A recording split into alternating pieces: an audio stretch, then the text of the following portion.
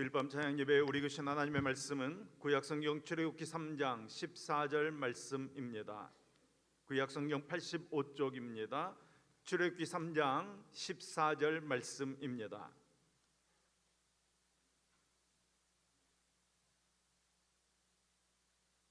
출애굽기 3장 14절 말씀을 우리 다 같이 한 목소리로 읽겠습니다. 하나님이 모세에게 이르시되 나는 스스로 있는 자이니라. 또 이르시되 너는 이스라엘 자손에게 이같이 이르기를 스스로 있는 자가 나를 너희에게 보내셨다 하라. 아멘. 아멘. 오늘 말씀을 전해주실 목사님은 부산 옆에 양산에서 오셨습니다. 고백교회 강대현 목사님께서 I am who I am, 나는 나라는 제목으로 말씀 증거해 주시겠습니다.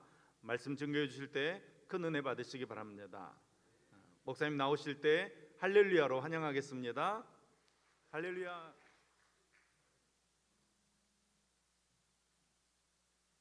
안녕하십니까. 작년 12월 제 기억이 맞다면 1일 이 자리에서 새벽에 여러분들과 인사를 나누고 말씀을 나누었습니다. 횟수로 벌써 1년이 지났습니다. 그간 살림살이 좀 나아지셨습니까? 그때 말씀 전하고 돌아가는 길에 우리 박 목사님과 또 장로님들께서 다음에 한 번 더 이렇게 모시고 싶습니다 하시길래 저는 사실 그때 그게 인사인 줄 알았어요. 왜 그런 인사 있잖아요. 최고의 인사. 다음에 한 번 더 모실게요. 이런 인사. 그래서 그냥 참 교양 있게 인사하신다 이렇게 생각하셨는데 진짜로 이렇게 불러주셨어요. 오늘 그래서 앵콜 설교라고 하더라고요. 적지 않은 부담이 됩니다. 그런 거 있잖아요. 일단 두 번째 오니까 왜 첫 아들 군대 갔을 때 첫 휴가 나오면 니 고생했다 왔나 막 그러는데 몇 달 뒤에 또 나오면 니 또 왔나 너무 자주 나오는 거 아닌가? 뭐 그런 생각들 때문에 좀 부담이 됩니다. 광주는요 저와 좀 인연이 있는 것 같습니다. 제가 92년도 때 고등학교 수학여행을 설악산으로 갔거든요. 근데 그 우리 숙소 옆에 제 기억이 맞다면 송원여고가 왔어요. 그래서 그 친구랑 9월 달에 만나서 12월까지 펜팔을 했습니다. 그러니까 요즘 청년들 펜팔이 뭔지 알아요? 그때 뭐 이메일도 없고 핸드폰도 없을 때 편지를 주고받는 거예요. 이렇게 일주일에 한 번씩. 근데 제가 얼마나 야갔냐 하면 공부해야 되잖아요. 그래서 그 지고지순한 송원여고 그 친구가 계속 보내는데 답장을 잘 안 했어요. 그러니까 출첵길에 눈이 어두워서 제가 찬 겁니다. 여기 오면서도 혹시 그분이 여기 앉아 있으면 어떡하나 갑자기 그 생각 뻑 가는 거예요. 제가 이름까지 밝히면 남편 집사님하고 집에 가서 해명해야 되잖아요. 근데 광주는 제게 그런 따뜻하고 풋풋한 옛 추억을 안겨주는 곳인 것 같습니다. 사실 다른 주제를 가지고 올까 하다가 말씀드린 대로 앵콜 설교라 그래서 다른 주제를 가지고 오면 예의가 아닌 것 같아서 다시 그 말씀을 나누면서 전에 다 하지 못했던 이야기가 있으면 좀 더 이렇게 깊게 들어가 보도록 하겠습니다. 저는 지금부터 저희 고백교회 이야기를 할 테고요. 들으시는 여러분들께서는 저 고백교회 이야기가 그 이야기를 통해 하나님은 내게 무슨 얘기를 걸어오시는 걸까? 그게 포인트를 잡으시면 좋을 것 같습니다. 그러니까 저는 고백교회 이야기, 우리 교회가 하고 있는 사역 이야기를 할 테지만 그 속에서 여러분들 각자를 향하신 하나님의 음성, 그게 분명히 있다고 저는 생각돼요.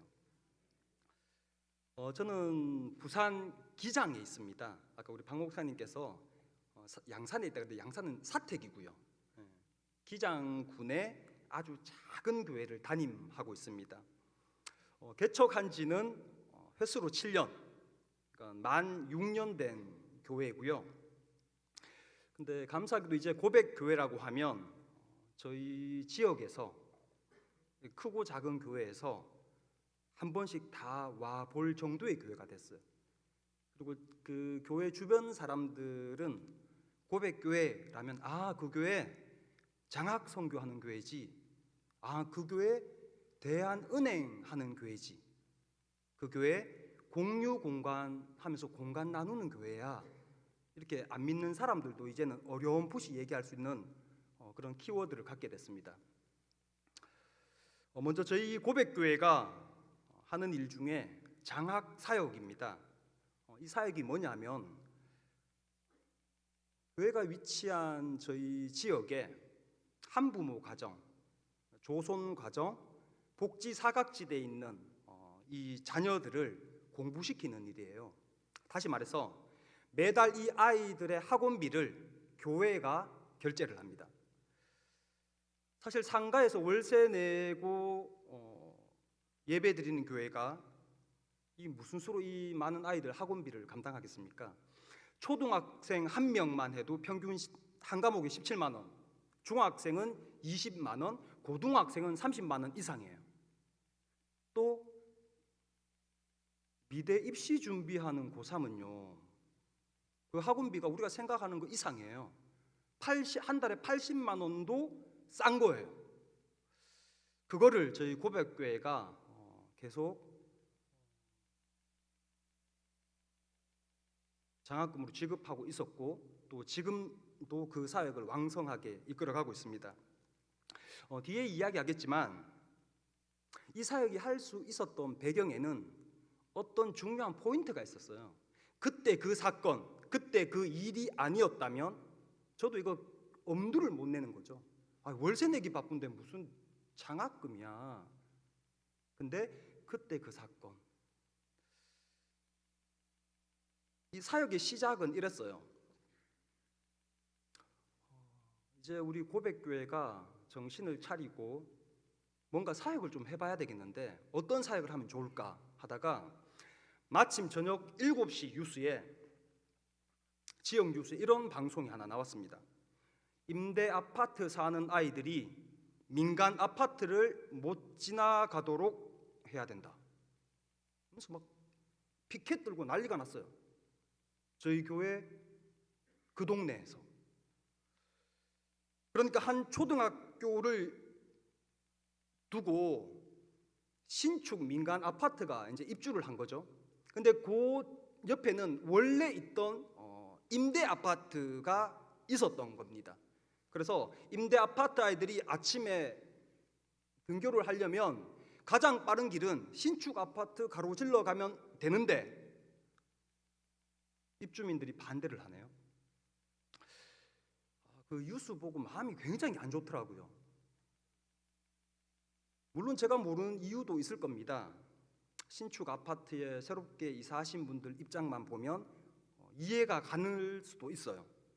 뭐 어렵게 아파트 하나 장만했는데 아무나 막 들락날락거리기 쉽지 않잖아요.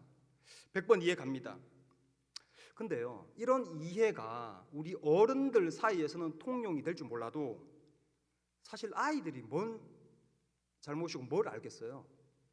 학교 가면 다 친구인데 너는 윗집에 살고 너는 아랫집에 살고 나는 이 동네 너는 저 동네, 학교 가면 다 친구예요. 같은 반에서 뛰어놀고 같은 운동장에서 뒹굴고.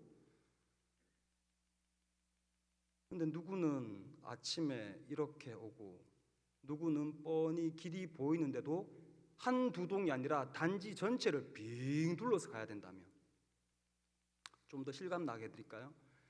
그 임대 아파트 사는 아이들이 만약 여러분들의 자녀라면, 만약 그 아이들이 여러분들의 손주, 손녀라면 여러분들이 아파트 위에서 쑥 내다보면서 학교 잘 갔다 와 하는데 우리 애는 빙 둘러서 가야 되네?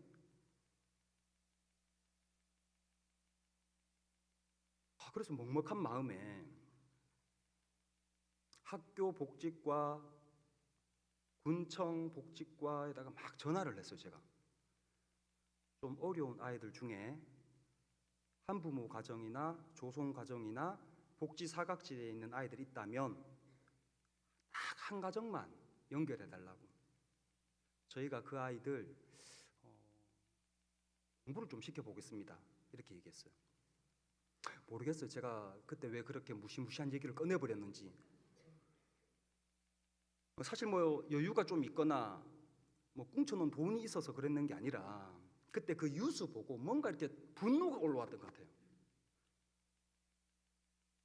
나중에 내가 이 아이 한 명이 연결이 되면 한 달에 이틀만 막노동하면 이 아이 학원 가겠구나라는 계산이 생기는 거예요.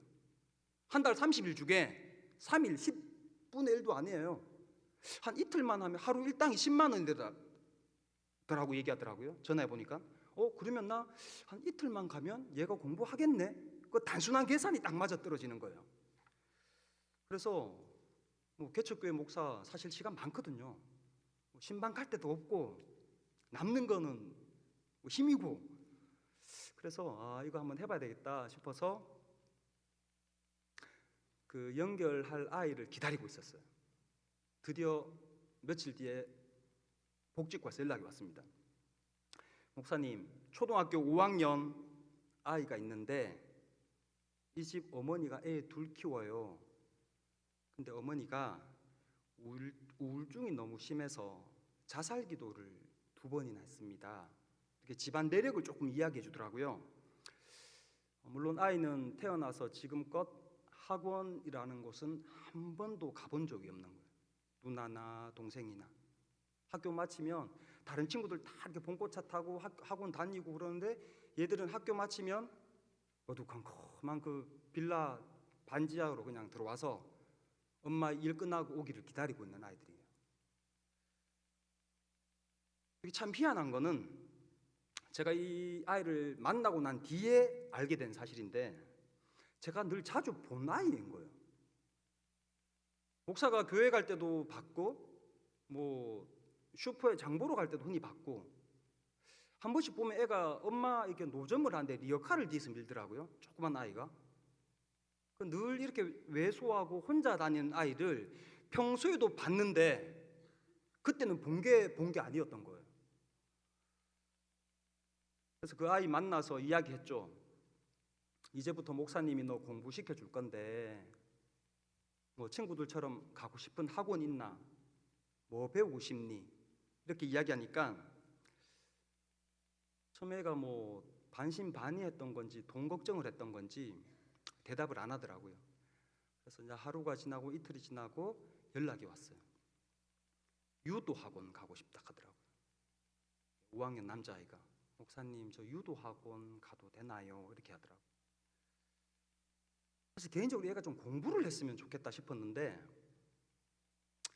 뭐 공부에는 별 취미가 없고 5학년이다 보니까 기초를 너무 놓친 거예요. 그러니까 요즘 초등학교 1, 2학년 기초만 놓쳐도 사실 4, 5, 6학년 굉장히 어렵거든요. 그래서 그래 뭐 요즘 시대는 꼭 공부만이 대안이 아니라 뭐라도 하나를 제대로 하면 뭐 자기 밥벌이 안 하겠나 싶어서 유도학원을 등록을 했습니다.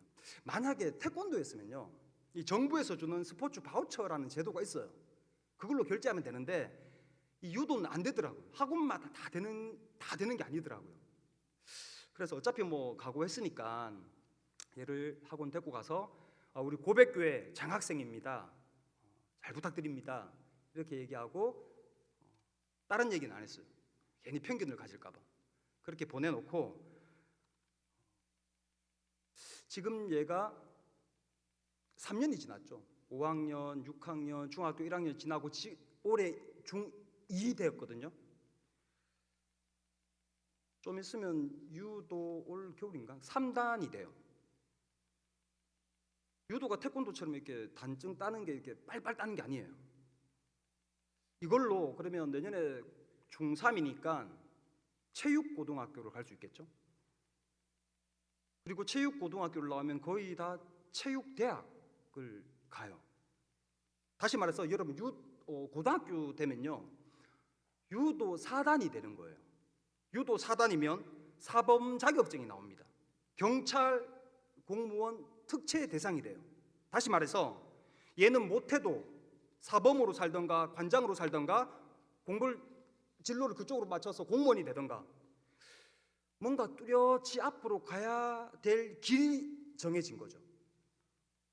그리고 무엇보다 얘가 굉장히 운동을 하면서 안정감을 가졌어요. 의기소침하고 친구도 없었는데 이렇게 뭐 가야 될 길이 있고 목표가 생기니까 거기서 오는 자신감, 거기서 오는 안정감 막 주도하는 거예요. 교회도 잘 나와요. 예수 몰랐던 아이가 이게 매개가 되니까 아니 교회가 집이 된 거예요. 이게 바로 장학 사역의 첫 스타트 발단이었어요. 이렇게 한 가정 한 가정 넓혀가는데 각각의 사연 다 얘기하면 여러분들 내일 출근 못 하고요. 그래도 앵콜 설교 왔기 때문에 전에 안 했던 거 하나 더 얘기하면 중2 여자아이를 만났습니다. 엄마랑 사는 중2 여자아이가 이 환경이 그렇다 보니까 3학년 때 중3 때 학폭에 연루돼 가지고 고등학교를 집 근처로 못 가고 저희가 기장에 사는데 멀리 부산 시내 거의 1시간을 떨어져서 가야 되는 곳으로 갈 수밖에 없었어요. 그런 환경에 있는 아이였어요. 근데 제가 보기에 이 아이가 그 학폭도 있고 뭐 여러 가지 이유가 있겠지만 굉장히 총명하더라고요. 굉장히 뚜렷하고 똑똑해요. 그때 만났던 아이를 조금만 관심 갖고 기초를 잡아주면 얘는 뭘 해도 하겠다라는 확신. 자, 다 생략하고 그 아이 지금 고3이거든요. 반에서 1등 합니다. 지지난주 만나서 상담을 하는데 목사님, 저 대학 서울로 갈까요? 라고 얘기해요. 여러분, 이 아이 공부 안 시켰으면 어쩔 뻔했습니까? 공부는 할 시기가 있는 거잖아요. 평생 우리가 후원하는 게 아니라 몇 년 관심을 갖고 밀어주면 인생이 바뀌는 거예요. 여러분들 다 아시지 않습니까? 누구보다 우리 어른들은 이미 그 길을 지나왔어요. 내가 해야 될 시기를 놓쳐서 내가 원치 않는 길로 간 적이 있었고 내가 원치 않는 일을 찾아 고민한 적도 있었다는 겁니다. 그래서 이 아이 보면서 잘했구나, 이 사역 잘했구나 늘 감사가 되더라고요. 이 일 하다 보니까요 좋은 일도 많이 생겼습니다. 사실 이 일 하는 동안 저희 집에 두 아들은 공부를 못 시켰거든요. 근데 어느 날 초등학교 2학년 쌍둥이 자매를 보내는 그 학원의 원장님이 한번 물으시더라고요. 목사님 자제분은 없으세요? 누군가가 처음으로 물어봐 줬어요. 목사님 자제분은 어느 학원 다니세요? 이렇게 물어보더라고요. 그래서 그때 형편이 안 되니까 이 애들은 아직 안 다녀요. 좀 둘러댔어요. 그러니까 뻔히 알죠. 근데 이분이 감동을 하신 거예요. 알고 보니까 우리 부산 시청 근처에 보면 큰 교회가 있습니다. 거기에 권사님이시더라고, 그 원장님이. 그래서 저희 두 아들 우리 학원에 데리고 와주세요 하면서 그 비슷 한 과목만 해도 20만이 넘는 영어 수학 지금까지 공부 계속 시켜주는 거예요. 나는 우리 아이들 공부 못 시켰는데 하나님은 책임지시더라고요. 그리고 참 신기한 일도 하나 있어요. 재밌는 일이 있었는데 저희 고백교회가 자꾸 이런 일을 벌려가니까 저희 주변에 천년 고찰들이 많거든요. 절에서 장학금을 보내오더라고요. 사진 한번 보여주세요. 대한불교 조계종 미탐 주지가 목사님 아들 공부 저희가 책임질게요 하더라고요. 아니, 대한예수교 장로회는 가만히 있는데 대한불교 조계종에서는 움직이더라고요. 그래 제가 그거 보면서 네, 됐습니다. 사진 이제 감춰주셔도 돼요. 이 일을 보면서요, 우리 하나님 참 놀라우신 분이구나. 우리의 방법과 우리의 계획, 우리의 바램을 초월하시는 분이구나. 그걸 피부로 느꼈어요. 사실 누가 절에서 교회를 돕는다고 생각했겠습니까? 어느 주지가 어느 목사를 돕는다는 것을 상상이나 할 수 있겠습니까? 저는 그때 이렇게 저를 만약에 돕는다면 교회 안에 성도들이 돕겠지. 그게 우리 일반적인 생각이잖아요. 교회가 교회를 돕던가 교회 안에 성도들이 돕던가 그거잖아요. 그랬는데 대한불교 조계종을 들어서 똑하니 하나님 인도하신 거 보고, 야, 세상이 다 하나님 거 맞구나. 하나님 도구구나. 이게 시야가 넓어지더라고요. 그래서 요즘도 이렇게 스님 옷 입고 머리 빡빡 치신 분들이 저희 교회에 막 들락달락거려요.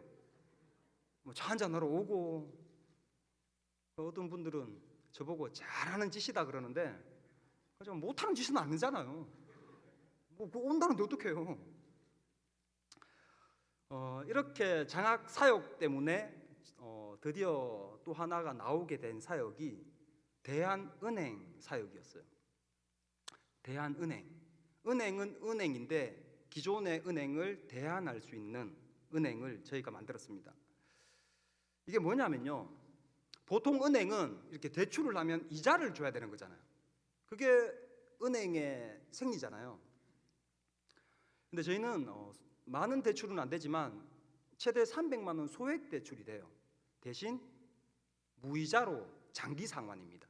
예를 들어서 300만 원을 대출해 주십시오. 그러면 여러 서류랑 저희가 또 검증 방식이기 때문에 그를 통과했으면 30개월 동안 매달 10만 원씩 상환하는 거예요. 그러니까 무이자 장기 상환은행. 이 사역이 시작된 배경은요, 이래요. 제가 동네 목사다 보니까 동네를 늘 돌아다닙니다. 추리닝 입고 운동화 신고, 제 생활 복장이 사실 그거거든요. 이렇게 막 돌아다니다 보니까 알게 된 가정들이 있고 노점들이 있고 또 장학 사역을 통해서 알게 된 가정사들이 있잖아요. 이 대한은행 1호 고객이 어떤 분이셨냐 하면 붕어빵을 파시는 아주머니예요. 이 아주머니가 고아 출신입니다. 일가 친척이 아무도 없어요. 근데 젊을 때 어떤 공단에서 가방 공장에 취직을 했는데 거기서 남자를 만난 거예요. 근데 이 남자가 첫째 아이 놓고 조금 살다가 이내 둘째 아이 낳고 난 뒤엔 도망가 버린 거예요. 문제는 이 어머니가 상심이 컸던지 둘째 아이를 호적에 올리질 않은 거예요. 그러니까 출생은 했는데 출생 신고 안 한 거죠. 이거 얼마 전에 뉴스에서 왜 떠들썩했잖아요. 바로 그런 케이스예요. 이렇게 호적이 없다 보니까 의료 보험이 안 됩니다. 근데 이 아이가 2살 때 수술을 해야 했어요. 수술비 500만 원이 필요합니다. 사방을 뛰어다니면서 돈 좀 빌려달라 그랬대요. 은행도 가보고 지인도 만나고. 은행을 가니까 직업이 뭐냐고, 담보는 뭐예요? 라고 물어보죠. 지인들한테도 평소 인사는 해도 아무것도 가진 것 없는 누군가가 돈 빌려달라 그러면 그때부터 남남이 돼요. 근데 이런 분한테 선뜻 돈 빌려주는 데가 딱 한 군데가 있더래요. 사채. 500만 원 필요해서 갔는데 자기들은 1,000만 원부터 빌려준다면서 선이자 300을 떼고 700을 줬습니다. 야, 아줌마 700 받아와서 병원비 하고 하루에 이자 4만 원씩, 하루 못 내면 다음 달 내일 8만 원, 이자 다 난다 그래도 한 달이면 이자만 해도 120만 원. 금방 갚겠죠. 10년 동안 이 사채업자한테 준 이자만 2억 3,826만 원이에요. 이자만. 아파트 한 채 값을 갖다 준 거죠. 여러분, 이게 사채예요. 신고하자, 이거 불법이다, 얼마 받을 수 있다. 그러니까 무섭대요. 내가 일하는 데도 알고 우리 애들 다니는 학교도 다 알고 우리 집도 다 안다. 설득을 하고 설득을 해도 안 돼요. 근데 신고 못하는 이유가 사실 다른 데 있더라고요. 목사님, 사실은요, 이 사람들 저한테는 참 고마운 사람들입니다. 자기한테 돈 빌려준 사람이 아무도 없었는데, 그때 안 빌려줬으면, 이 사람들 안 빌려줬으면 그 애 죽었는데, 사채든 사채든 나한테 돈 빌려준 사람은 이 사람들밖에 없다고. 고마운 사람들이라 그러더라고요. 아, 우리가 모르는 또 다른 세계가 있구나. 아, 제가 깜짝 놀랐어요. 이 사람들한테는 고마운 사람들. 그래서 그 이자를 선뜻 주면서도 빌려올 수 있는. 그래서 설득이 안 돼서, 그러면 남은 원금이 얼마냐, 10년을 갚았는데 남은 원금이 얼마냐라고 물어보니까 280이 남았대요. 그러면 앞으로 또 이 280이라는 원금을 갚기 위해서 또 몇 년 동안 엄청난 이자를 수천만 원을 줘야 되는 거잖아요. 그래서 안 되겠다, 그 사채업자 연락처 좀 줘보세요 해서 대신 전화를 했어요. 내가 이거 280만 원 지금 일시불로 줄 테니까 영수증 끊어달라고. 제가 왜 또 그때 그런 말을 했는지 모르겠어요. 우리 교회 통장에 그때 2만 원 있었거든요. 진짜 2만 원 있었어요. 제가 무슨 생각으로 내가 그 얘기를 했는지 기도하다가, 하나님, 이거 진짜 남의 일 아닙니다. 그 아줌마도 아줌마지만 이 빚이 남아있는 이상 그 집의 아이들은 어떡합니까? 이게 잠이 안 와요.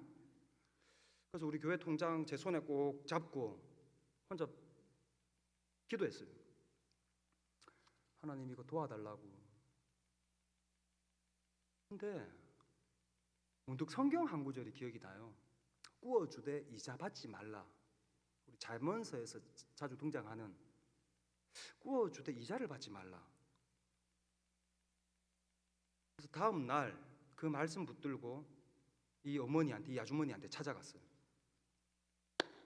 아주머니, 매월 10만 원씩 28개월 동안 나누어서 저한테 갚을 수 있어요? 아니, 한 달에 이자만 120만 주던 사람인데 이자 없이 원금만 한 달에 10만 원 28개월 가능한 거잖아요.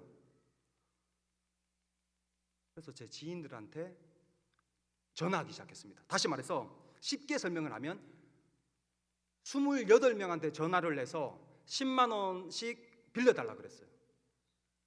그리고 280만 원을 모아가지고 사채업자 털어버리고, 이 280만 원은 이 아주머니가 1월 달은 기억, 2월 달은 니언, 3월 달은 디귿 이름 순으로 28개월 동안 다 갚은 거예요. 10년 동안 빚에 묶여있던 사람이 풀려난 거예요. 이렇게 시작했던 대한은행이 작년 기준으로, 제가 작년에 우리 12월 달에 여기 왔을 때 12건이었거든요. 근데 한 건 더 해가지고 13건이 되었어요. 중도에 빵꾸 나면 어떡하나? 간단해요. 전 잡혀갑니다. 근데 다행히 한 번도 빵꾸 난 적이 없어요. 왜냐하면 엄청난 빚에 이자에 시달리던 사람들이 이거 갚는 건 일도 아니거든요. 근데 누군가가 그 교두부 역할을 못 해주고 있는 거거든요. 그래서 제가 이거 보면서 하나님의 은행, 천국의 은행이 있다면 이러지 않을까?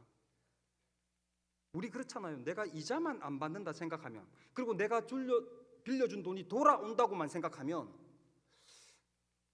우리 대한민국, 아니 전 세계 은행 문 닫아야 될걸요? 이게 하나님의 원리, 잠언서에 있는 그 은행이구나. 그걸 본 거 된 거예요. 이렇게 되니까요, 제가 동네 교회 목사라 그랬잖아요. 이 작은 교회가 하는 일이 뭐 장학재단, 대한은행, 이렇게 입소문이 나기 시작해요. 어느 잡지사에서, 어느 매거진에서, 월간 매거진에서 찾아오기도 하고, 우리 KBS 동행이라는 프로, 황수연 작가가 연락이 오더라고요. 아니 기독교 방송에서 연락 오는 것도 아니고 KBS에서 연락이 오는 거예요. 목사님 필요하실 때 얘기하세요. 하나님은요 CTS를 들어 쓰시는 게 아니라 KBS를 들어 쓰시대. 우리 하나님 역시 캐파가 달라. 이렇게 또 성안교회처럼 이 무명의 목사를 불러주는 교회가 막 일어나기 시작하더라고요. 이제 여기에 왔죠.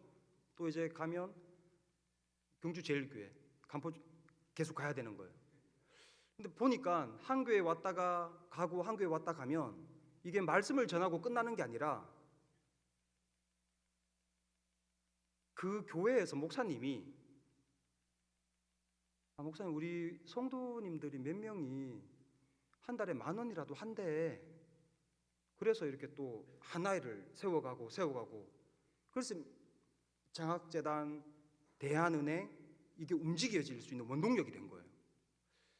그러니까 우리가 계산했고 계획했고 기획했던 게 아니잖아요. 일단 첫 발을 내디뎌 보니까 길이 열리더라는 거예요. 근데 참 안타까운 일도 있습니다. 이런 사역을 하니까 좀 좋아 보였던 것 같아요. 다른 교회에서 보기에. 찾아와서 묻기도 하고, 정말 큰 교회에 와서, 정말 큰 교회예요. 거기서 와서 메가처치에서 와서 그 시스템을 좀 가져가고 싶다고. 같이 하면 좋잖아요. 네, 얼마든지. 뭐 시스템이라고 할 것 없이 그냥 하는 거를 쑥 얘기를 해줬어요. 근데 이분들이 이렇게 뭐 중간에 이렇게 한 번씩 인사차 어떻게 진행되어 가고 있는지 사진을 보내주시더라고요. 거창해요. MOU도 하고 뭐 협력 파트너십도 맺고 뭐 동사무소 복지과 하고 뭐 사진도 찍고 뭐 뭐죠 그거 협약서 같은 것도 막 쓰고 거창하더라고요. 근데 조금 하다가 6개월 하다가 1년 하다가 다 포기. 막상 해보면 이 어려움이 많거든요. 좋은 일 하면서도 좋은 소리 못 들을 때가 많거든요. 뭐 멱살 잡힐 때도 있고, 그 학부형들이 술 먹고 찾아와서 돈 내놔라 할 때도 있고. 자, 그럼 다 좋아요. 중도 포기하면 학원 가는 애도 중도에 그만둬야 됩니까? 저는 그게 굉장히 아프더라고요. 그 교회가 중간에 포기해버리면 그럼 얘는 그럼 어떻게 되는 거예요? 제가 보기에 포기하는 이유가 있어요. 교회가 전도가 문제예요. 몇 달 해주다가 이렇게 해주는데 교회 안 나오네. 엄청난 투자를 하는데 열매가 없네. 전도가 안 되네. 이놈의 전도가 문제예요. 저 전도 때문에 하는 거 아니거든요. 물론 이 일로 인해서 당장 교회에 나오면 열매가 보이니까 더할 나위 없는 거 맞죠? 그러나 여러분 생각해 보세요. 전도 되면 하고 전도 안 되면 안 한다? 이거 좀 이상하지 않아요? 실적이 있으면 사랑을 주고 실적이 없으면 사랑을 안 준다. 그 얘기잖아요. 여러분들 동네 이웃분들하고 지낼 때 전도되면 저 사람하고 친하고 전도 안 되면 이웃하고 안면 몰수합니까? 이거 앞뒤가 안 맞는 거예요. 뭔가 우리 한국 교회는 핀트가 안 맞아도 뭔가 안 맞고 있는 거예요. 하나님은 사랑이시라 그랬는데, 하나님이 전도시라 그랬으면 제가 이해를 하겠는데, 저 솔직히 얘기하면 저 거창한 사명감 같은 거 없습니다. 뭐 빨리 부흥해야 된다, 실적 채워서 달성률 올려야 된다, 저 그런 거 없어요. 굳이 이야기하면 그 처지가 안타깝고 그 환경이 공감이 되고 그 형편이 남의 일 같지 않아서 그냥 하는 겁니다. 최근 정확히 2주 전에요, 우리 올해 들어서 24년 들어서 중학생 한 명 더 섬기자, 한 가정 더 우리가 일으켜보자, 한 아이를 선정을 했거든요, 2주 전에. 근데 이 아이가 이런 얘기했어요. 목사님, 제가 장학금을 받으면 교회를 나가줘야 될 것 같은데 주말에는 엄마가 알바를 가야 되고 주일에는, 일요일에는 아픈 형 자기가 돌봐야 되는데 제가 일요일 대신 평일날 나가면 안 될까요? 그랬어요. 제가 이 소리 듣고 그냥 교회를 모르는 거예요. 일주일에 그냥 주일날 예배 드린다는 사실조차 모르는 아이가 내가 장학금을 받으면 교회를 나가줘야 될 것 같은데 평일날 대신 나가면 안 될까요? 물어왔어요. 아니야, 네가 교회 오면 장학금 주고 네가 교회 안 오면 장학금 안 주는 거 아니야. 하나님이 너 사랑하시기 때문에 주는 거야. 하나님이 널 아시기 때문에 주는 거야. 여러분, 저 기대하고 기도합니다. 이렇게 씨를 뿌리면요, 언젠가 그 아이가 컸을 때 30이 되든 40이 되든 혹 60이 되든 교회 오기가 쉬워질 거라고. 그 아이한테 교회는 세상이 욕을 해도 그 아이한테는 교회는 좋은 곳, 교회는 선한 곳, 교회는 내가 헐벗고 굶주렸을 때 교회는 내 편이 되어줬던 곳으로 기억하기 때문입니다. 이제 마지막으로 공유 공간 이야기를 해야 될 텐데요, 이 이야기 하면서 왜 장학재단, 대한은행 이 모든 사역이 일어났는지가 나타날 거고, 또 자연스레 여러분의 삶도 한번 되돌아보는 시간이 주어질 겁니다. 먼저 지금 저희가 예배 드리는 처소는 세 번째 이전한 곳이에요. 개척하고 세 번의 이사를 다녔습니다. 처음 개척한 곳이 오래된 아파트, 그러니까 거의 40년 된 아파트 1층이었어요. 그 1층이 교회이자 사택이었습니다. 그러니까 집에서 교회가 시작된 거죠. 보증금 1,000만 원에 월 30만 원짜리. 아무리 개척교회라도요, 개척을 하게 되면 어느 정도 예산이나 재정을 준비하고 하거든요. 근데 전 그런 걸 하나도 몰랐어요. 개척이 준비가 안 된 사람이었어요. 어찌 보면 개척 반대론자. 한국에는 개척교회가 너무 많아, 골목마다 개척교회야, 희소성이 없어. 논문 쓸 뻔했다니까요, 개척교회 반대론자. 근데 이 얘기하면 이건 얘기 다 못하니까 준비 없이, 좋게 얘기하면 순진했고 현실적으로 얘기하면 어리석게 개척을 한 겁니다.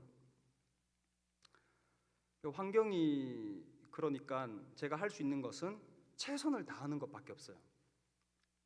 현관에서 1층이다 보니까 현관에서 마주치는 분들한테 인사 잘하는 거, 아침에 일어나서 새벽에 경비 아저씨가 쓸기 전에 내가 먼저 쓰는 거, 사람들이 던지고 가는 쓰레기 휴지를 내가 줍는 거, 분리수거장에 꿇어 앉아서 사람들이 버리고 가는 거 분리수거 대신해 주는 거,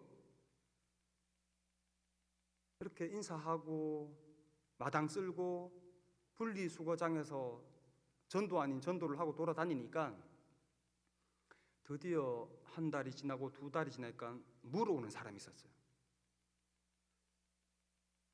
근데 그 교회가 어딘겨? 경상도 말로 교회가 어딘겨? 이 소리가 가장 반가우면서도 가장 무서운 소리였습니다. 교회가 없기 때문에. 교회가 어디예요? 물어보면 예, 요 뒤에입니다. 1층이에요. 저를 2단으로 보는 거예요. 교회가 없는데 2단 아니야? 그래서 그래도 거기에 1년 있다가 하나님이 불쌍히 여기신가 봐요. 그래도 성도님들을 거기 보내주시더라고요. 그래서 그분들하고 두 번째 우리가 이사한 곳이 낡은 2층 건물, 1층은 국밥집이고 2층 건물, 오래된 건물로 이사를 했습니다. 얼마나 낡았던지 저희가 들어가기 전에 빈 공실로 거의 한 4년 정도 있었다 하더라고요. 아무도 환경이 주변 환경도 그렇고 건물도 너무 낡아서 더 이상 임대는 안 된다 하는 그런 상가로 들어간 거예요.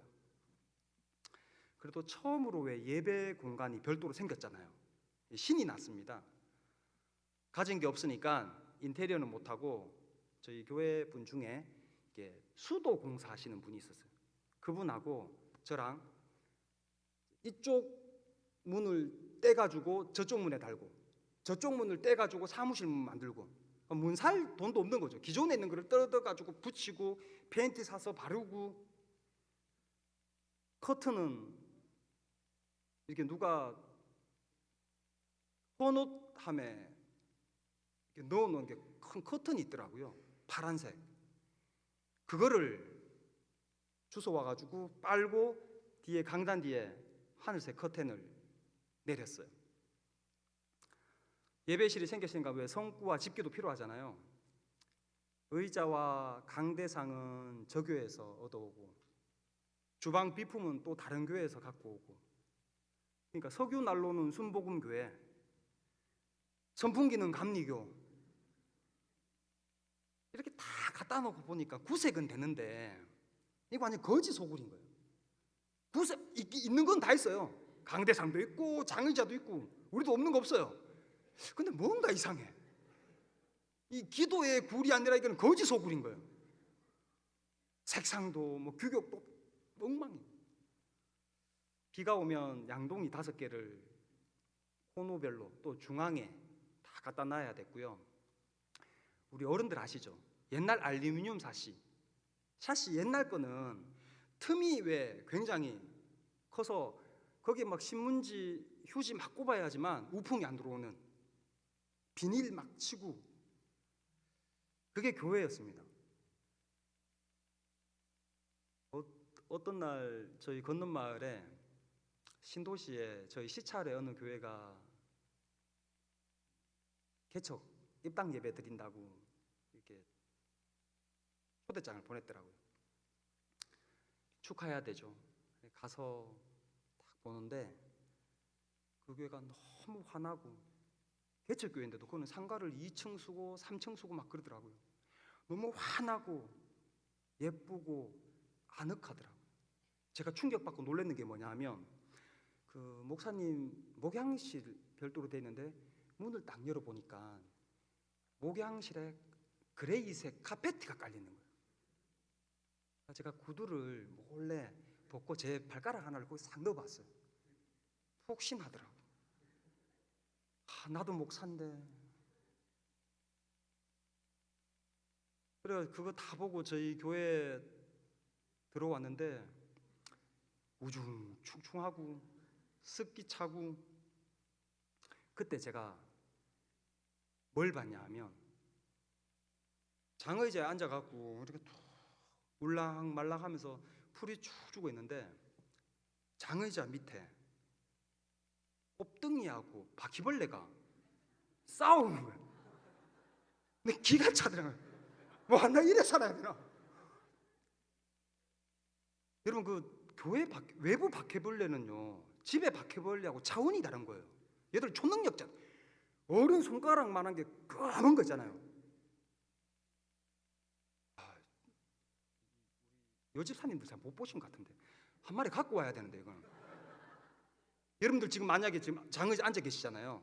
주일날 오전 예배, 저녁 예배 드릴 때 발밑으로 뚝 봤는데 검은 바퀴벌레가 내 발밑에 있다고 생각해 보세요. 기도의 문이 열립니다. 막 주여! 막 대성회가 일어나요. 그때 그 곱등이하고 바퀴벌레 보고 난 뒤에 제 기도 제목이 그때부터 두 개가 생겼어요. 하나는 비 오면 주일날만 비 안 오게 해달라는 거. 현실적으로 불가능한 거죠. 하나님, 주중에는 소낙비가 와도 되는데 주일날은 비 안 왔으면 좋겠습니다. 그게 하나였고, 또 하나는 바퀴벌레 안 나오게 해달라고.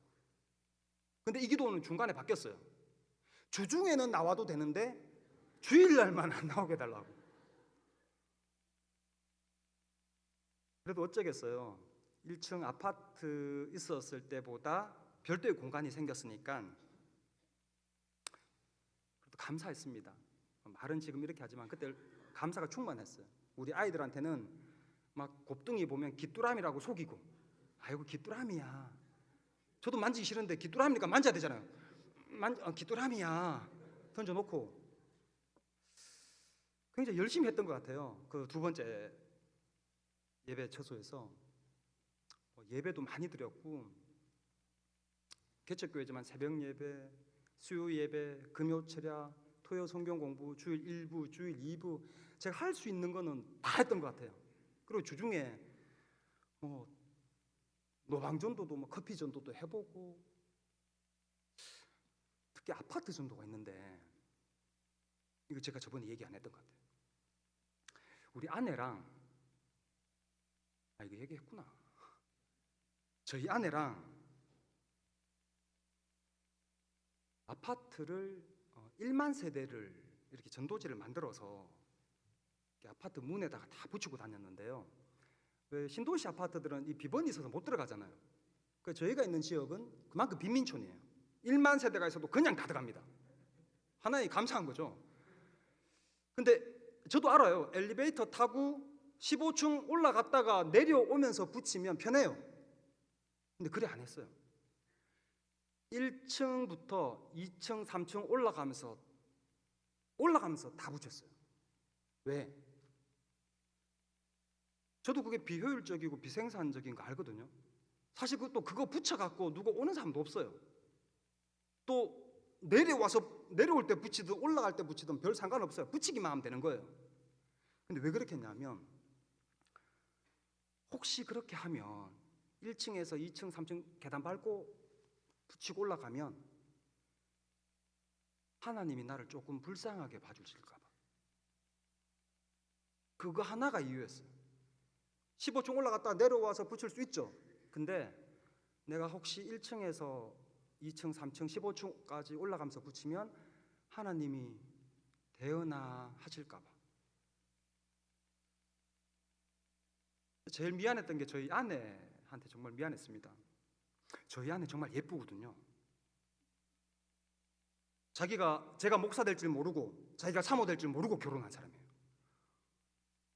얼마나 예뻤냐면, 저희가 어디서 만났냐면요, 나이트클럽에서 만났거든요.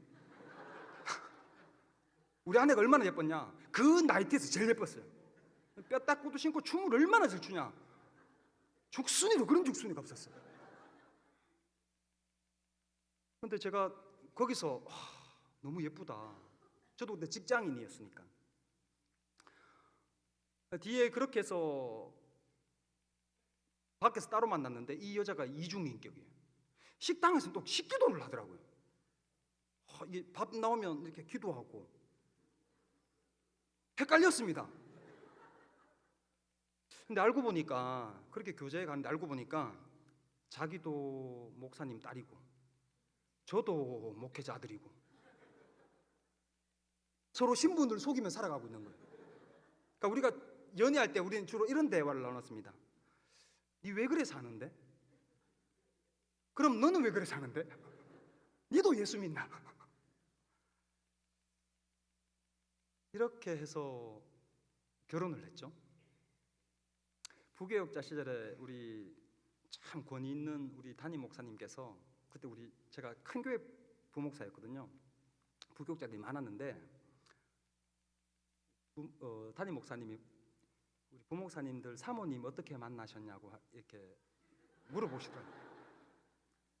어떤 목사님은 우리는 CCC 이렇게 뭐 기독교 선교 단체에서 만났습니다. 또 어느 목사님은 저희는 선교 나가서 만났습니다. 도서관에서 만났습니다.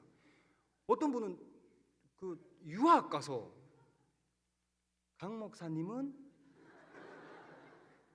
저희도 클럽에서 만났습니다. 나이트 클럽.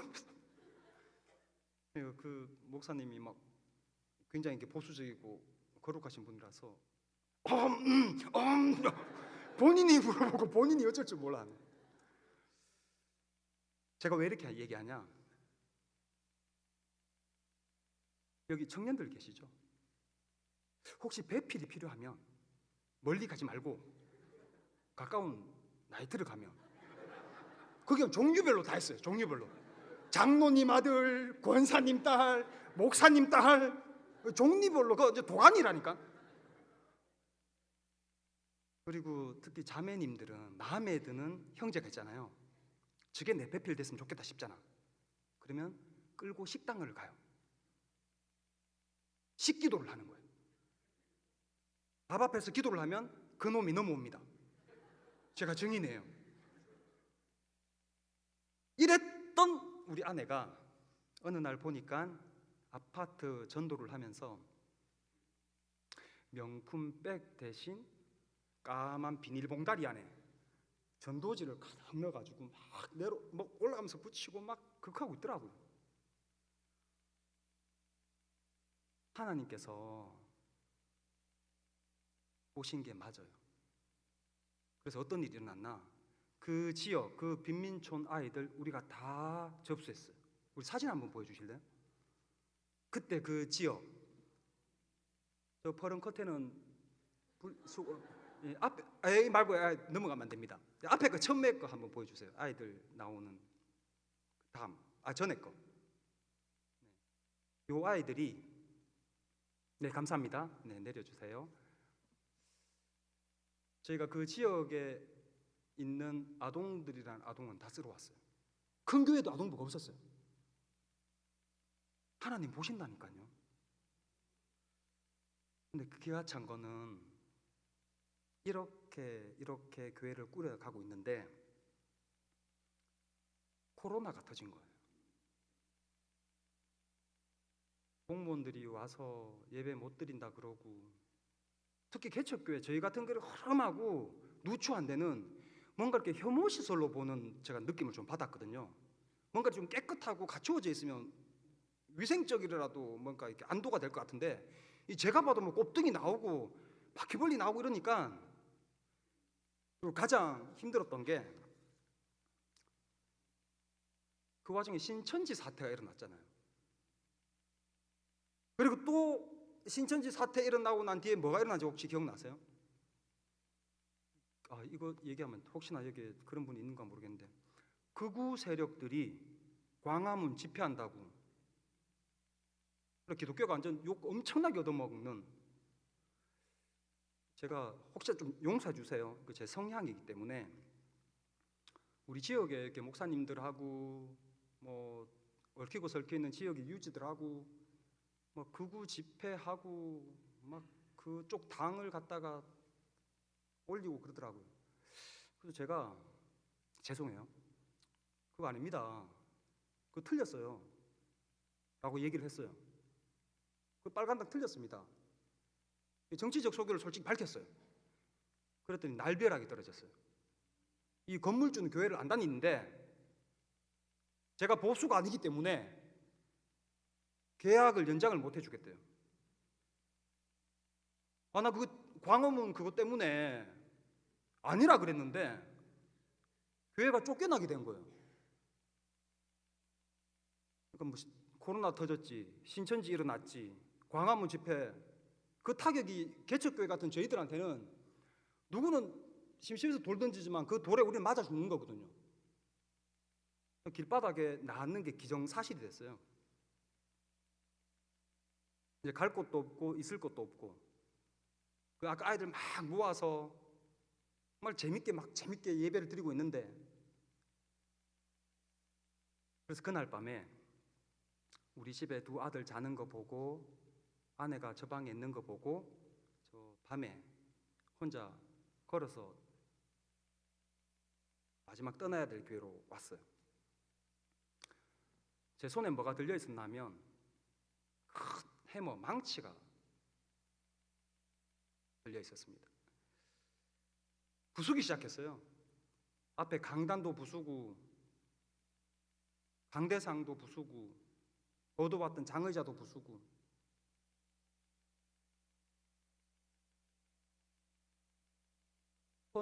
옷 수거하면서 가져왔던 저 커튼도 뜯고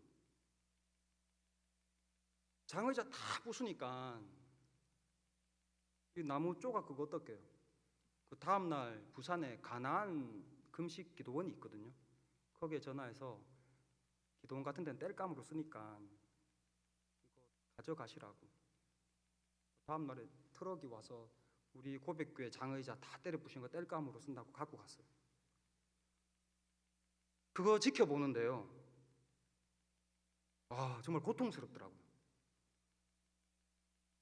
정말 텅 비고 전쟁터 같은 거기에 초라하게 서 있는 제가 너무 한심하더라고요. 이제 길바닥에 앉았고, 왜 우리 성도님들 한 번씩 그런 얘기 하잖아요. 너무 힘들어서 기도조차 안 나온다고. 그럼 우리 목회자들은 그래도 기도하세요. 제가 그 심정 이제 알아요. 정말 사람이 고통스러우면 기도 안 나와요. 엘리야가 왜 그 나무 밑에서 나 이제 죽기를 바라나이다 기도는 안 하고 왜 그렇게 했는지 목사님들이 설교할 때 쉽게 얘기하는데 저 이제 그거 알아요. 엘리야는 그때 죽으려고 그랬구나. 제가 정말 죄송한 얘기인데 그때 사람들이 왜 스스로 목숨 끊나 그 심정 알겠고 저도 거기까지 갔었어요. 다 부수고 텅 빈 교회에 사무실에 딱 보니까 목사 가운이 딱 걸려있더라고요. 마지막으로 그 가운을 딱 걸치고 가위로 그 스투를 자르고 목사 가운을 쭉쭉 잘랐어요. 하나님 저 못하겠습니다. 하나님 저 개척을 그만두는 게 아니라 목사직을 그만두려고 그럽니다.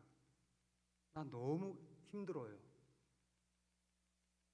하나님 나 너무 힘들고 외롭고 슬프다고. 내 인생에서 이런 시간이 맞이할 줄 몰랐다고. 바로 그때 일이 터졌어요. 그때 사건이 일어났어요. 그 사건으로 인해서 우리가 나눴던 장학재단, 대한은행, 공유공간 이 모든 것이 일어나기 시작했는데 이 사건이 뭐냐? 목사 가운 다 찢어놓은 거 그걸 또 입고 있는데요, 영혼 깊이 하나님의 음성이 울려옵니다. 그 음성이 너무 두렵고 너무 소름 끼치고 온몸이 얼음되는 죽은 사람처럼 굳어버리는 그런 음성, 부드러우면서도 강하고 바람 소리 같기도 하고 정말 불소리 같기도 하고 물소리 같기도 하고 그 음성으로 인해 가지고 하나의 알게 된 게 있는데요, 창세기 1장에 빛이 있으라. 그 음성이면 정말 빛이 생기겠구나. 저 음성이면 빛이 생기고 산이 생기고 바다가 생기겠구나. 그런 음성이에요. 그 음성이 그러시대요. 사랑하는 아들아, 많이 힘드냐? 나는 사람을 다 다르게 만들었는데 너희들은 왜 똑같이 못 살아서 그러냐고.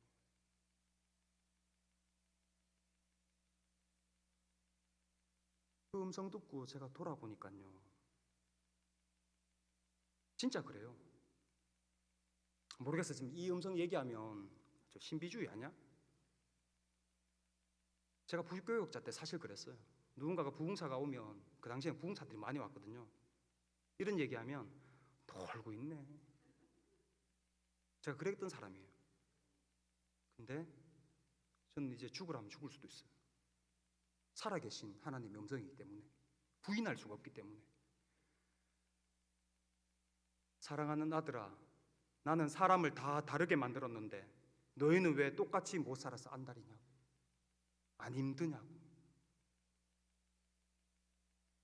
여러분, 그래 우린 기질도 다르고 환경도 다르고 경험도 다 다른데 우리는 똑같이 못 살아서 안달이에요. 누구는 산 좋아하고 누구는 바다 좋아하는데 저 아파트 사놓으면 돈 된다 그러니까 다 저 아파트 가요. 바다도 버리고 산도 버리고 내 경험과 내 기질, 내 성향, 내 감성 다 버리고 저 아파트 사야 돼요. 결국 그 아파트 사놓으니까 또 죽겠대요. 힘들대요. 나는 공부 좋아하고 누구는 기술을 좋아하는데 저 직업 가져야지만 먹어준다더라 그러면 내 모든 은사와 기질을 다 버리고 저 직업 따려고 안달이에요. 그 직업 따고 나니까 못 살겠다 그래요. 심지어 우리 교회도 그렇습니다.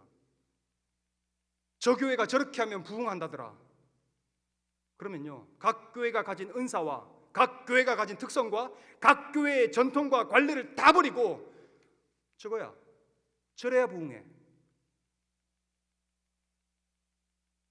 목사님들 유학 갔다 와야 된다, 학위 하나 더 있어야 된다, 그래야 잘 나간다 그러면 자기 은사 다 버리고 그 학위 하나 따려고 달려붙어요. 제가 그 음성 듣고 난 뒤에 내가 그래 살았구나. 내 기질, 내 경험, 내게 주신 은사 돌아볼 겨를도 없이, 아까 예배 많이 들었다 그랬잖아요. 새벽 예배, 수요 예배, 금요 철야, 토요일, 주일 이렇게 하면 된다더라. 내가 배워왔던 대로, 내가 해왔던 대로. 그러니 안 힘드니.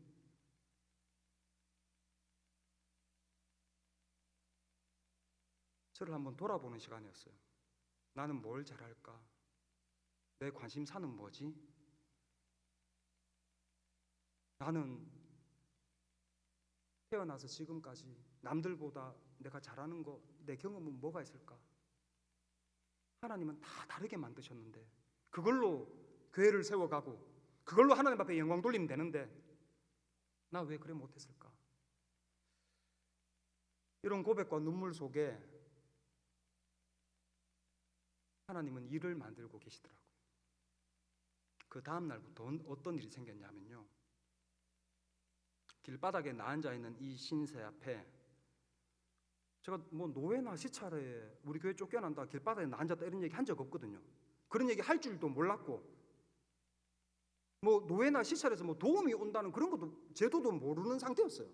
특히 저희 노예는 개척 3년을 견뎌내야지만 3년 이후부터 한 달에 50만 원씩 지원해 주거든요, 비워자립교회.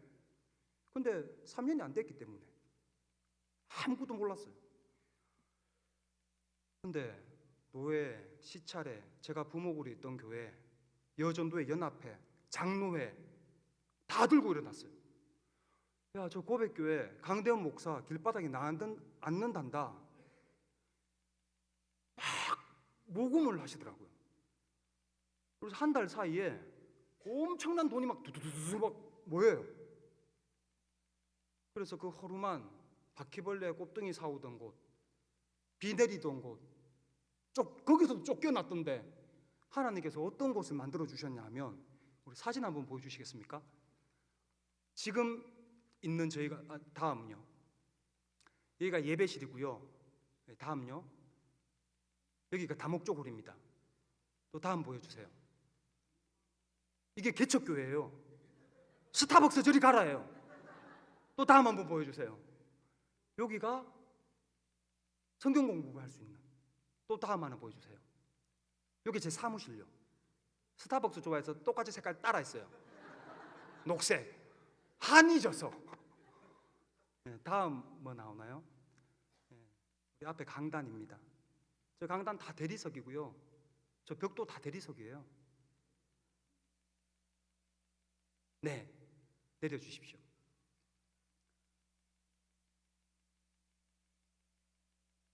곱등이하고 바퀴벌레 지금 잘 있는지 모르겠어요. 못 본 지 오래됐고 궁금합니다. 그 나가락했던 그 두 번째 예배 처소, 저희가 나온 지 이제 3년 됐거든요. 지났거든요. 아직까지 공실로 있더라고요. 거미줄 꽉 쳐갖고. 우리 하나님께서 저 돈 하나도 없었어요. 그때 쫓겨날 때만 해도 아까 뭐 장학재단, 뭐 대한은행은 할 때가 아니었잖아요. 이 음성과 이 예배 처소를 얻고 난 뒤에 이 사역들이 일어났다 그랬잖아요. 아무것도 없고 가진 것도 없고. 근데 우리 하나님께서는 장로님들을 쓰시고 목사님들을 쓰시고 권사님들을 쓰시고 아르헨티나, 미국, 하물며 광주의 어느 분이 500만 원을 보냈는데 저 그분 이름을 몰라요. 근데 광주에 땡땡 권사입니다 하면서 그냥 그렇게 연락이 왔더라고요. 저 모르는 물어봤는데 저 모른대요. 근데 어떻게 보냈습니까 하니까 통해서 얘기 들었다고.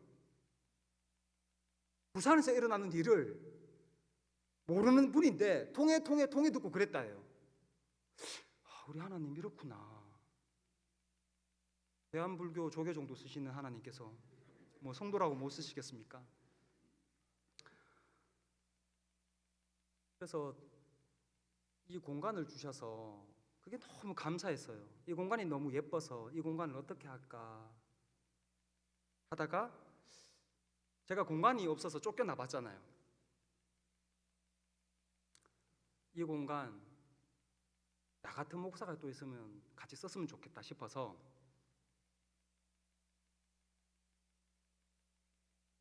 올렸어요. 혹시 개척 준비하시는 목사님들 중에 저희는 주일 오후 2시 되면 다 떠나니까 그 이후로 개척 준비하는 공간으로 쓰실 의향이 있으면 무료로 쓰세요. 그래서 벌써 2기 사역입니다. 주자랑 교회라고 왔다가 이제 동지트스 갔고 이번 12월 달에 제가 그때 12월 1일 날 이렇게 왔잖아요. 12월 5일 날 정확하게 돌아가고 4일 뒤에 합동 측에 데이비드 처치라는 그 목사님하고 사모님, 아이들 3명 있는 교회가 저희 교회로 들어왔어요. 그러니까 공유교회, 공유 공간이 된 거죠. 우리가 예배 드리고 나가면 거기서 쓰고 사무실 같이 쓰고 다목적으로 같이 누리고 모든 건 마음대로 하라 그랬어요. 그냥 이거 얹혀 산다고 뭔가 이렇게 못할까 봐 유리창을 붙이려면 붙이고 책상을 바꾸려면 바꾸고 다 마음대로 해도 된다고. 그래서 그 교회가 둥지를 텄습니다. 우리 입당 예배를 12월 5일 날 그 교회가 드렸는데 그 영상을 하나 준비했어요. 제일 마지막에 영상 한번 보여주시겠습니까?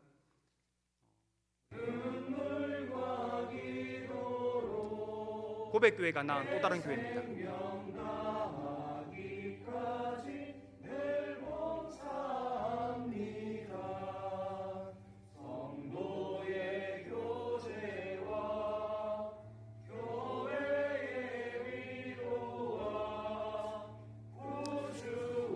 네, 감사합니다.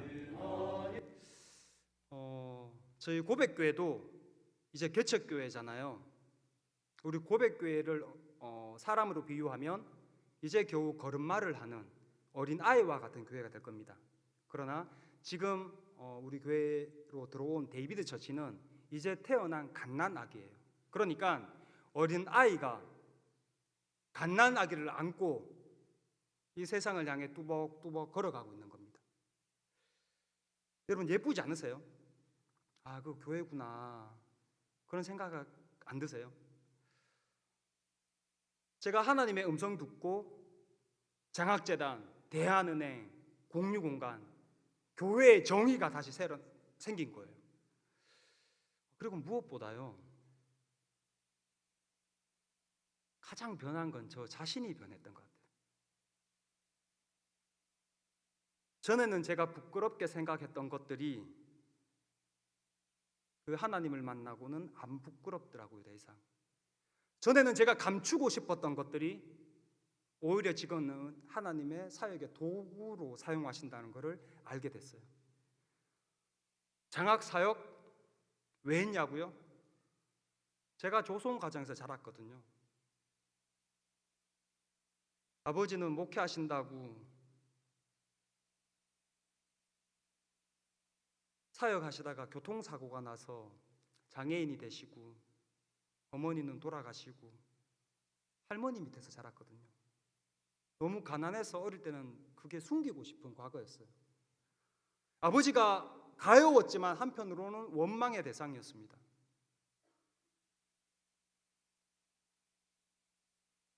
근데 그 가난, 그걸 이해하니까 아이들이 보이더라고요. 조선 가정의 아이들이 보이고 한부모 가정의 아이들이 보이는 거예요. 그 사역이 이벤트라면, 그 사역해야 교회 부흥한다더라, 그런 마음으로는 그거 못해요. 그 일이 남의 일 같지 않아서 하는 겁니다. 돈 없어 보니까요, 교회에 쫓겨나 보니까 그 비싼 이자를 내가면서 살아가는 사람들이 보이더라고요. 왜 그 사람들이 사채업자한테 고마운 사람입니다 라고 이야기하는지 알겠더라고요. 그래서 고백교회가 돈 빌려주면 못 받으면 어떡하나, 내가 버려 갚으면 되잖아요. 그 배수진 없이 어떻게 이 사역에 뛰어듭니까?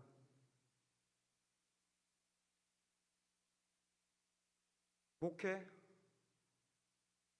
내 관심사는 뭘까? 내가 잘하는 것, 내게 주신 은사는 뭘까? 생각하다 보니까요, 우리 교회 성도님들의 생활 동선이 보이더라고요. 아, 우리 성도님들 다 젊으신데 새벽에 일 나가는구나. 근데 새벽 예배 드린다고 다 오라 그러면 어떤 마음이실까? 못 와서 마음 아프고, 가고 싶은데 못 와서 힘 빠지고, 새벽 예배 없애자. 대신 교회 문을 24시간 개방해서 그들이 언젠가 퇴근하고 돌아왔을 때 누구라도 앉아 기도할 수 있게 하자. 여러분, 하나님은 새벽 예배 드려라 라고 하지 않고 항상 기도하라 하셨어요. 너희는 무시로 기도하라 그랬지, 너희는 새벽에 기도하라? 그 어디서 나온 거예요? 저는 새벽 예배 드립니다. 근데 다시 보게 되더라고요. 등록 카드 없앴어요. 이런 큰 교회는 있어야 돼요. 많은 사람들을 관리하면 등록 카드도 필요하고 교족도 필요합니다. 맞아요. 근데 제가 우리 교회는 필요 없는데 그거 따라하고 있더라고요. 등록 카드 디자인도 예쁘게, 이 디자인이 맞니 저 디자인이 맞니 하면서 일주일간 고르고. 개척교회는 그거 필요 없거든요. 등록 때문에 오히려 교회 오기가 얼마나 부담스러운데, 하물며 개척교회, 아, 등록카드 이것 때문에 교회 오기 힘들겠구나. 진짜 등록은 하늘나라 하면 되는 거고요, 교회는 예배 드리는 곳이야. 등록 때문에 예배를 망설이는 사람이 없게 해야 돼. 문을 열었어요. 원래 교회 예배 드리다가 우리 식구였다가 떠나면 이 교회 다시 못 오죠. 분위기가 그렇잖아요, 어느 교회나. 우리 6개월 뒤에 오는 사람, 다시 오는 사람 언제든 와도 웃어요. 왜? 등록 카드 없어요. 교적부 몇 명 안 되는데 무슨 교적 카드 만든다고 앉아고 볼펜 주고 써라 그러고. 요즘 개인정보법 시대인데. 여러분, 동네 이웃하고요, 옛날에 과거를 한번 돌아보세요. 우리 장로님들, 우리 권사님들 옛날에 컸을 때 이웃들하고 어떻게 지냈어요? 등록 교적 카드 써가면서 너 그 집에 식구 몇 명이니? 그런 거 알아냈습니까? 이웃하고 친해지면 그 집에 형편이 어떤지, 그 집 애가 요즘 아픈지, 다음 달에 장가 가는지 다 알아요. 친해지면 그 집에 숟가락이 몇 개 있는 게까지 다 알아요. 근데 몇 명 대도 안 하는 이 개척교회가 형식상으로 배웠기 때문에, 그래 왔기 때문에 그걸 내밀고 있더라고요. 하나님, 내가 잘못했습니다. 난 정말 생각 없이 살았습니다. 하나님은 사람을 다 다르게 만드셨는데 그 다름을 감사하게 여기지 못하고, 그걸 붙들고 살아가지 못하고, 이렇게 하면 된다더라, 저렇게 하면 된다더라, 그거 쫓아가기 바빴습니다. 여러분, 오늘 우리 본문 한 절 읽었죠? 거기에 나는 스스로 있는 자다 라는 말씀이 나왔어요. 하나님이 모세에게 이르시되 나는 스스로 있는 자다. 그걸 세번역에 보면 스스로 있는 자를 나는 나다 라고 기록되어 있어요. I am who I am. 나는 나야. 여러분, 우리가 하나님의 형상과 모양을 닮아 지음받았다면서요. 그 형상과 모양이 뭔데요? 눈, 코, 입, 직립보행, 그 원숭이도 해요. 원숭이도 있어요. 우리가 하나님의 형상, 하나님의 모양이 우리 안에 있다는 것은 나는 나야. I am who I am. 그 증거가 우리 사람 지문에 다 새겨놨어요. 전 세대를 걸쳐서. 왜 지문이 다 다르냐? 너는 너야.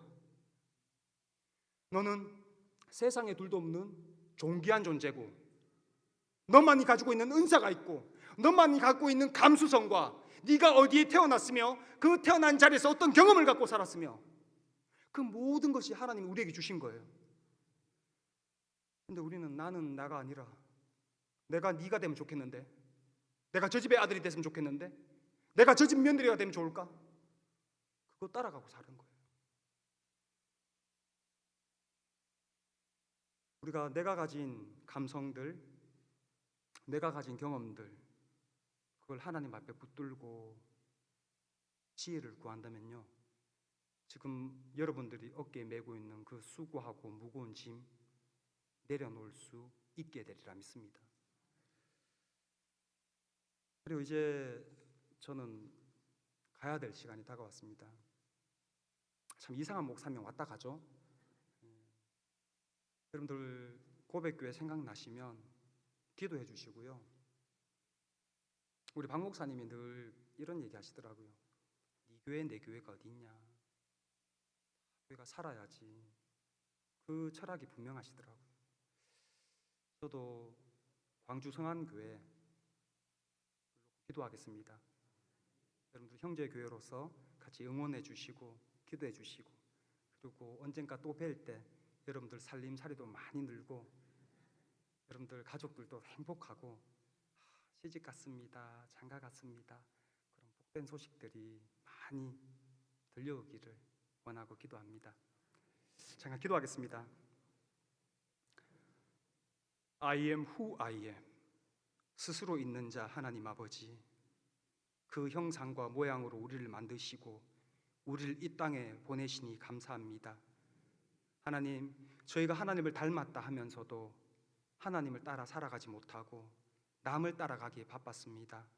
아버지 하나님, 우리의 어깨에 메고 있는 이 무거운 짐들 다 내려놓게 하시고 잃어버린 정체성 회복하게 도와주셔서, 나는 이 가정의 가장이요, 나는 이 가정의 엄마요, 나는 이 교회의 직분자요, 내 정체성을 발견하며 찾아가며 살아갈 수 있게 하여 주시옵소서. 감사드리며 우리 주 예수님의 이름으로 기도드리옵나이다.